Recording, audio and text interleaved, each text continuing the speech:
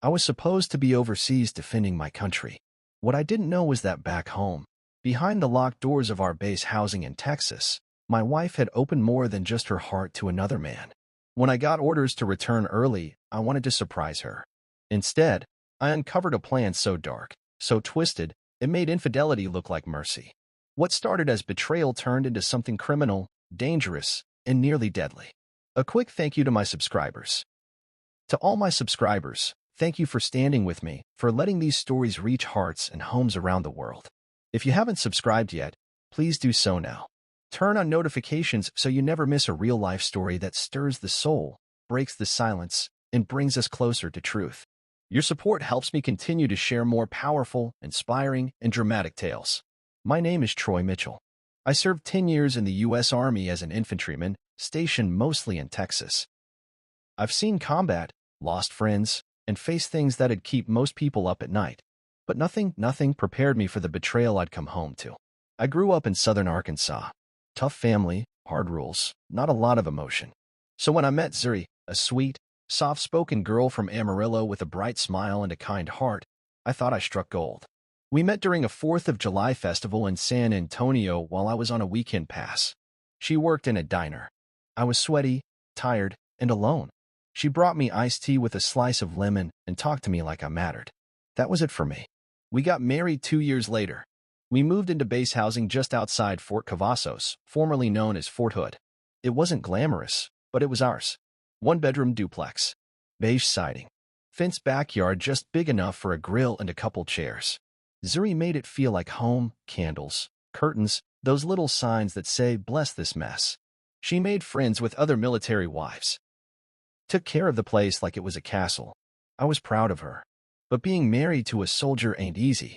There are goodbyes, long silences, and the constant anxiety that something might go wrong. Zuri never said it outright, but I could tell she struggled with the loneliness. Especially during my 3rd deployment to Syria. I'd see it in her eyes when she hugged me goodbye. That was the last time I held her without suspicion in my heart. The deployment order came quick. I had just gotten back from field training when they told us we were leaving in 2 weeks. No time to think. Just pack up, kiss your wife, and go. The night before I left, Zuri cried in the dark. She didn't think I noticed, but I did. Her back was to me, her body trembling softly. I reached out to comfort her, but she whispered, "I'm fine, baby. Just tired." I kissed her shoulder and let her be. I wish I had asked more questions. I wish I had told her that I'd rather get wounded than come home to a broken heart. She started acting strange about a week before I left. Distracted. Her phone always close by, face down. She said she was talking to her mom a lot, but every time I walked into the room, she'd fumble with the screen like she was hiding something. I chalked it up to stress. Now I know better. The morning I deployed, she wore my favorite dress, the soft blue one that made her eyes look like ocean water. She kissed me harder than usual, held on longer. I thought it was love.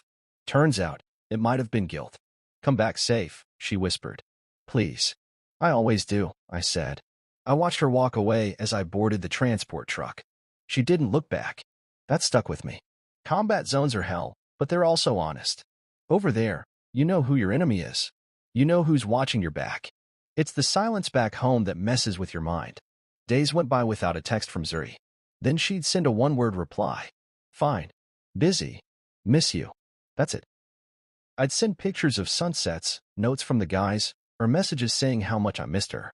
She'd heart them, maybe reply, maybe not. Something felt off, but I told myself she was just overwhelmed. One night, I finally got a video call through.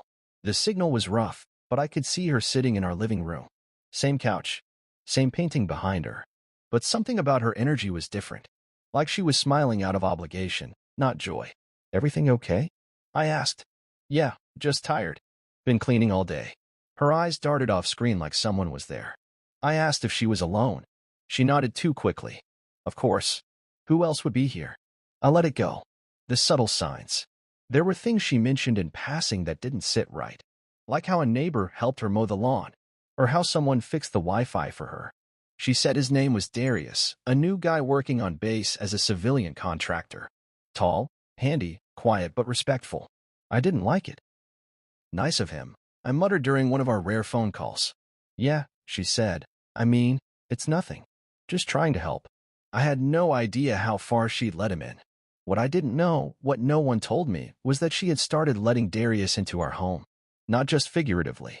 Literally. He had a key. He knew our alarm code. He'd been inside my bedroom, sitting where I once laid my head, maybe even sleeping in my place. That's the part that guts me. Not the cheating, though that stung deep, but the invasion. She let a stranger into our home, into my sanctuary, while I was thousands of miles away in a land where even sleep came with danger. I'd always heard stories about military wives cheating while their husbands were deployed. We joked about it in the barracks. Called them Jody stories, where some guy named Jody's back home keeping your bed warm. But you never think it'll happen to you. You never think the woman you love would trade your loyalty for a warm body and a fast thrill. But the signs were there. The silence. The phone turned down. The excuses. And me? I was too focused on staying alive to follow my instincts. If I could go back, I'd have asked harder questions. I would have trusted my gut. But I didn't. I served my country with honor, while my wife gave my life away piece by piece to someone who didn't even wear a uniform. What I didn't know then was that Darius wasn't just some smooth-talking contractor. He was a danger. Not just to my marriage, but to me and everyone living on that base. And I was about to come home early. To a nightmare I never saw coming. I still remember the first time I heard the name Darius. It was during one of Zuri's quick calls. Her voice was light, almost too casual. She said, "Oh, Darius helped me with the mower today. Thing wouldn't start again. You know how stubborn that engine is." I froze for a second. Darius? Never heard of him. Darius? I asked. Yeah, new guy around the block. He works on base, I think, civilian contractor or something. Super polite. Didn't want me to hurt myself with the mower. I didn't say much in response. Just nodded. But deep down, I felt it. That slow burn in my gut. That name would keep echoing in my head for days. Who was he, really? Darius Lawson. That was his full name. A tall, fit guy with smooth skin, sharp cheekbones, and a smirk that probably got him into a lot of beds and even more trouble. Not military, but he had the kind of confidence that made him look like he belonged anywhere. He wasn't even a real base employee. Turned out later he was working under a temporary subcontract for equipment repair cleared for limited access. The kind of guy who knew how to talk just right, flash a smile, and make people forget to check credentials twice. Zuri told her friends he was just around to help. But behind closed doors, she was letting him help with a whole lot more. He fixed our sprinklers, helped with some wiring, even brought over takeout when she didn't feel like cooking. And when one of her friends asked if she was seeing someone, she laughed it off. Don't be silly. Troy's overseas. But Zuri wasn't alone anymore. Not really. Darius had become a shadow that followed her home. A man who was never supposed to cross that line, but did. Again and again. Zuri started changing, and not just emotionally. She posted fewer pictures with me in them. Her social media went quieter, then more filtered. Smiling selfies at sunset. Quotes about growth and deserving more. She got her hair done. Nails too. Bought new clothes that I'd never seen before. My buddies back home noticed it first. One of them, Nick, a fellow soldier and neighbor, shot me a message. Bro, everything cool at home? Zuri's been hanging out with some dude lately. Thought you should know. That message stayed with me like a thorn in my chest. When I asked her about it during a rare call, she deflected. Honey, you're being paranoid. People help each other out around here. Don't go crazy on me while you're over there. She turned it around on me, like I was the one crossing the line. But she didn't know I had friends watching. Nick and his wife, Rachel, kept quiet for a while, not wanting to interfere. But what they saw couldn't be ignored. Darius showing up at all hours, parking a few houses down and walking over like he belonged. Once, Nick saw him let himself into my front door with a key. Another time, Rachel noticed Zuri wearing one of Darius's hoodies. She'd seen him in it days before. Then, finally, the dam broke. One night, Rachel called me while I was on the base, voice shaking. Troy, I'm sorry. I wasn't going to say anything, but I think she's sleeping with him. I didn't answer. Couldn't. My chest felt like it had been hollowed out. In that moment, I felt 1,000 miles away, not just from home, but from the life I thought I still had. Later, I'd come to learn from Zuri herself why she let it happen. He made me feel seen, she said, eyes filled with guilt. I was lonely, Troy. You were gone so long. You barely called anymore. I needed someone to talk to touch. I wanted to scream. I was fighting for my country. I was staying alive to come home to you. And while I slept in dirt and dodged rockets, she gave another man everything I'd sworn to protect. But the real gut punch came next. He didn't just want me, she said. He wanted access. He asked a lot of questions about the base. The routines. Your schedule. Who came and went. That's when I realized it wasn't just infidelity. It was espionage. Manipulation. Maybe something far worse. Zuri, naive and guilt-ridden, had opened the door, literally and figuratively, to someone who wasn't just chasing love or lust. Darius had motives. And he used her to get close. Once they told me what was going on, I reported the suspicious activity to my command. They flagged it and began a quiet investigation. The military doesn't take these things lightly, especially when someone gives unauthorized access to base housing. Security footage later showed Darius entering restricted areas on base during off-hours.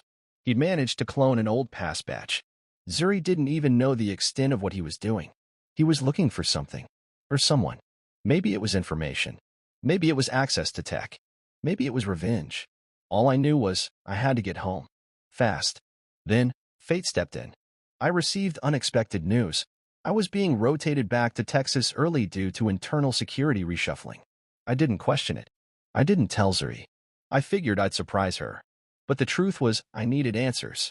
I needed to see it for myself. I kept the news to myself. No calls. No emails.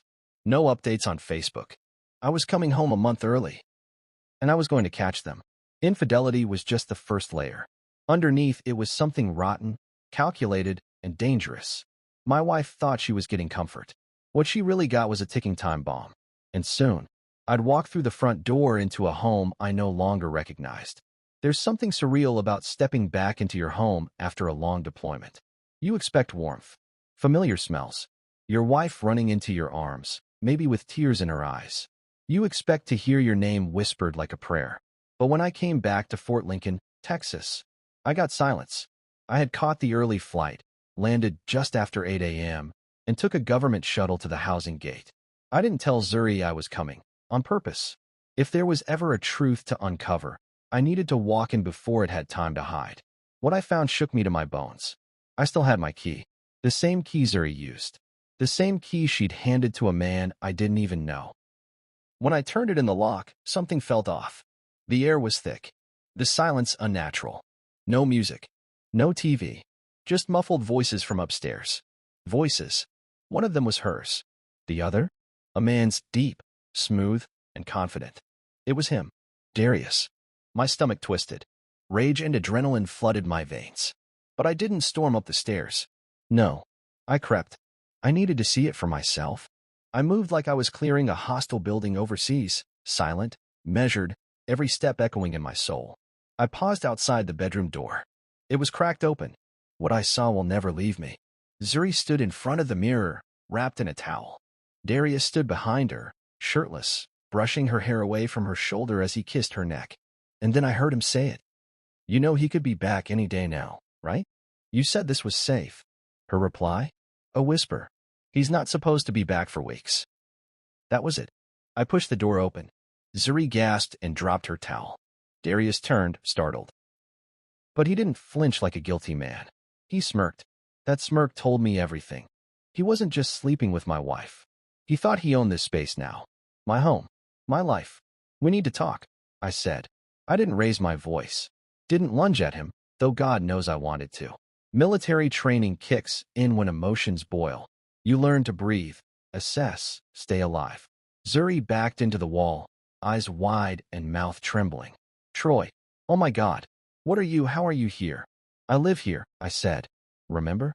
Darius picked up his shirt casually, like we were just old pals in a locker room. You should have called first, man.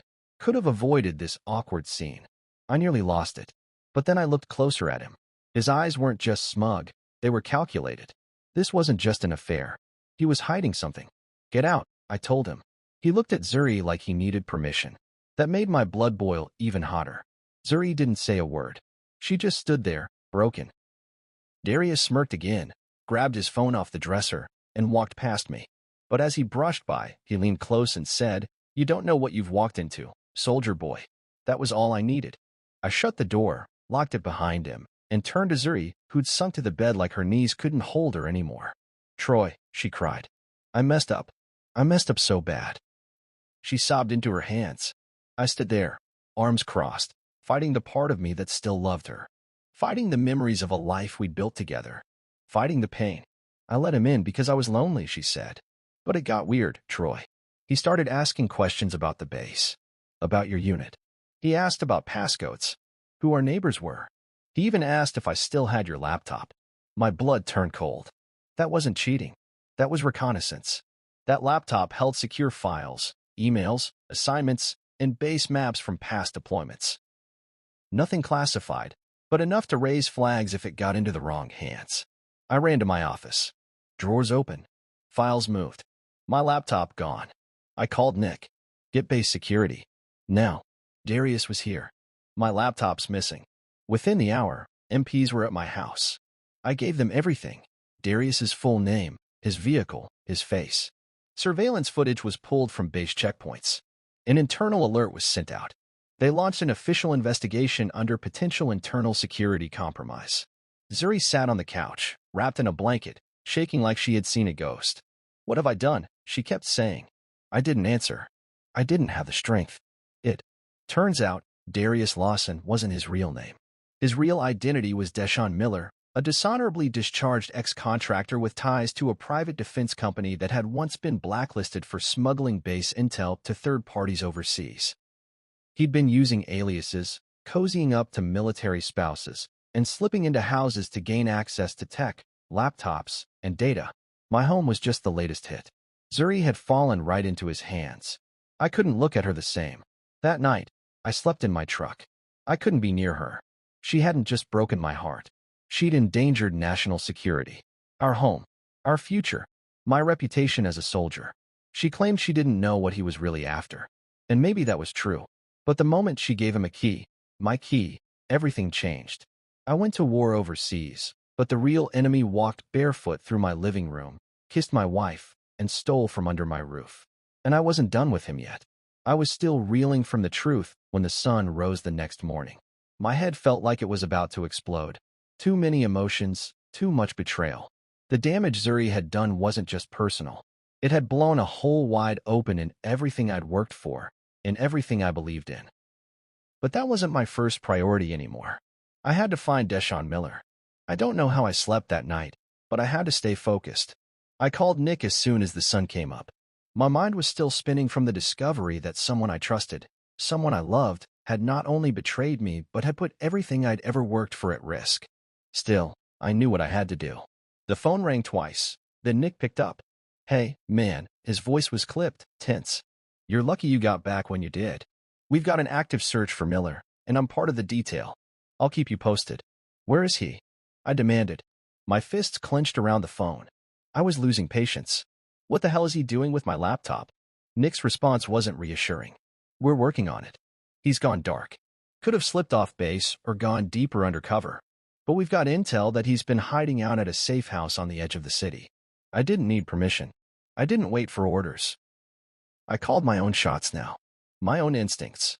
The urgency was too real.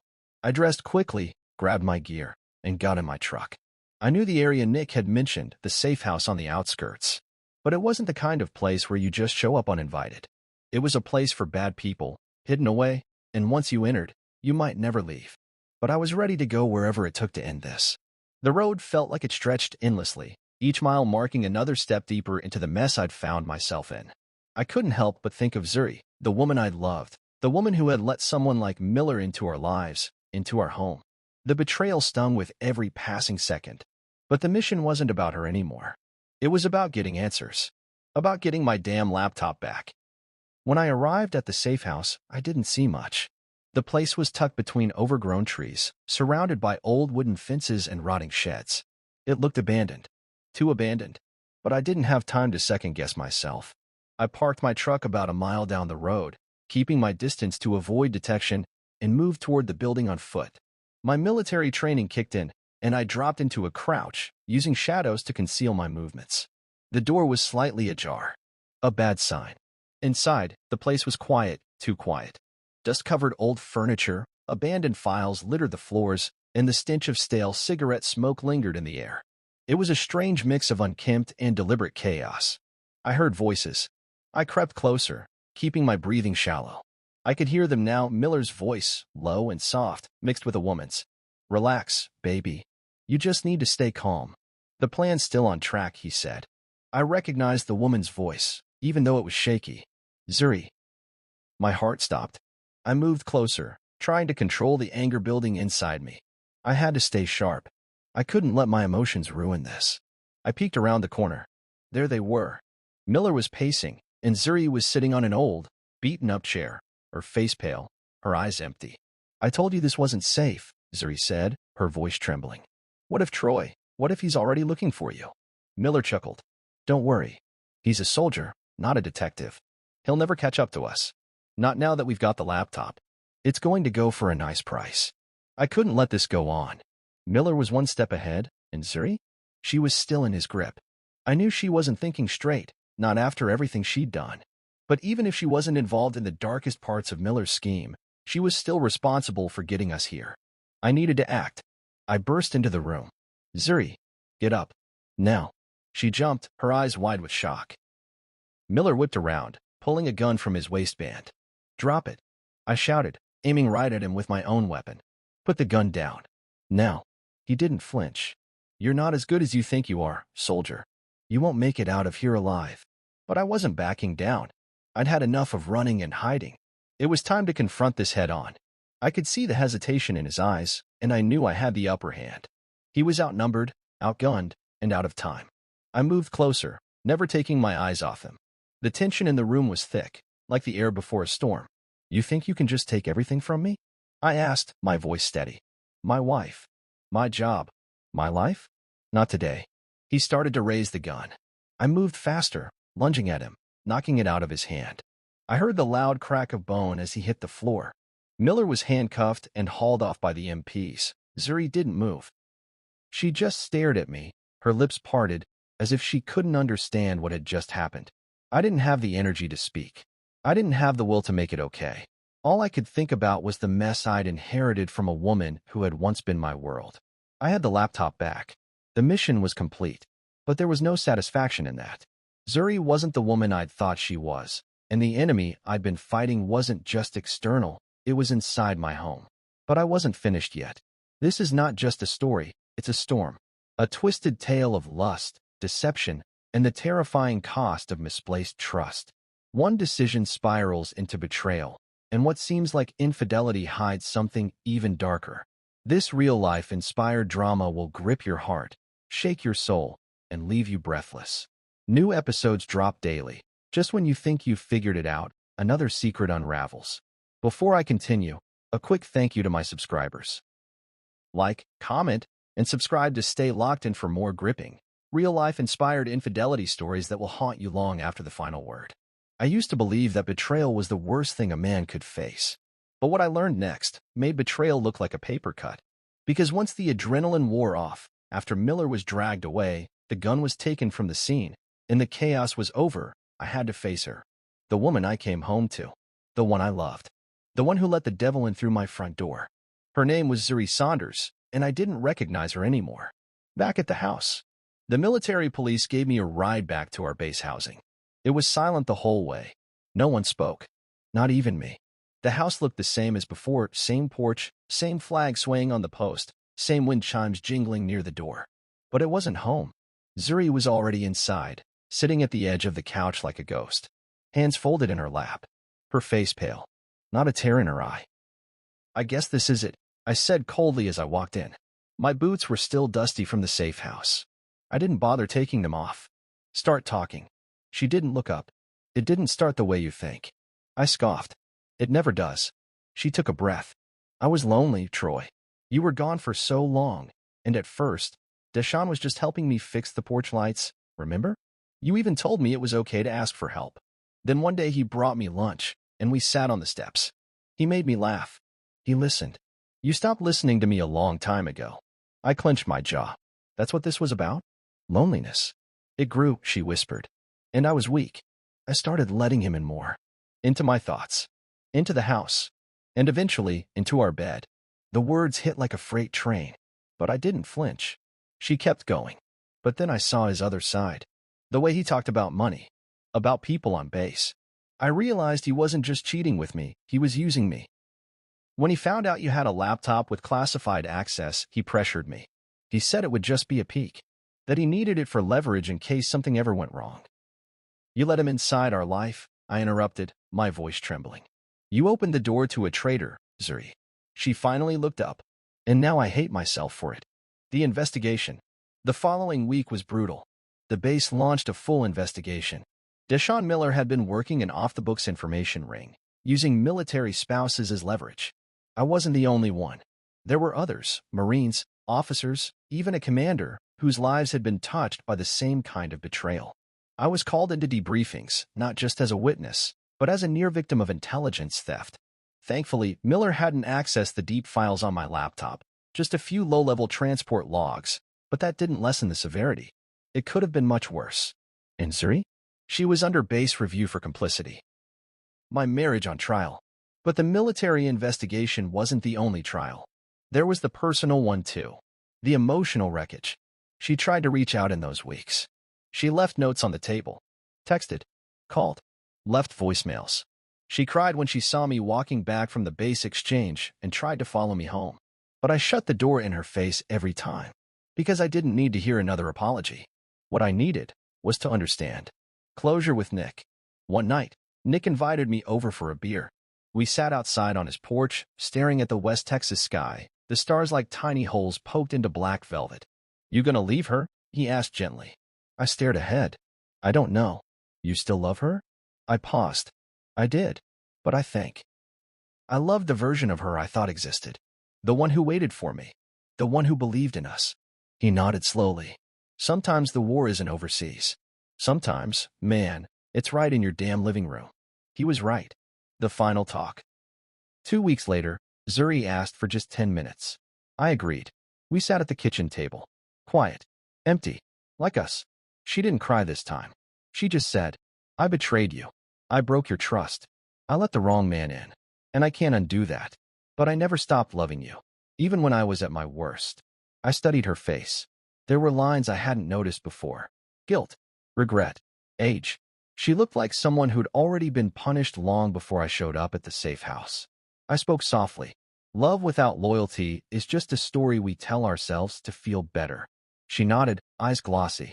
So is this the end? I stood, grabbing my keys. This is the beginning of something else. I don't know what yet. But it's not us. Not anymore. I filed for divorce 2 months later. Zuri left base housing quietly. No drama. No final fights. Just silence. Miller faced charges for attempted espionage, unauthorized possession of military equipment, and conspiracy. He'll be in a federal prison for a long, long time. As for me, I stayed in the service. Got promoted a year later. Started therapy. Reconnected with my brother, and even got back into woodworking, something I hadn't touched since before the deployment. But every now and then, when the wind gets quiet at night, I still think about what was lost. About how even in a house full of uniforms, secrets can sneak in the back door. And I think about how one choice, one weakness, can bring down everything a man thought was solid. Because infidelity was just the surface. Beneath it was war. That's the END.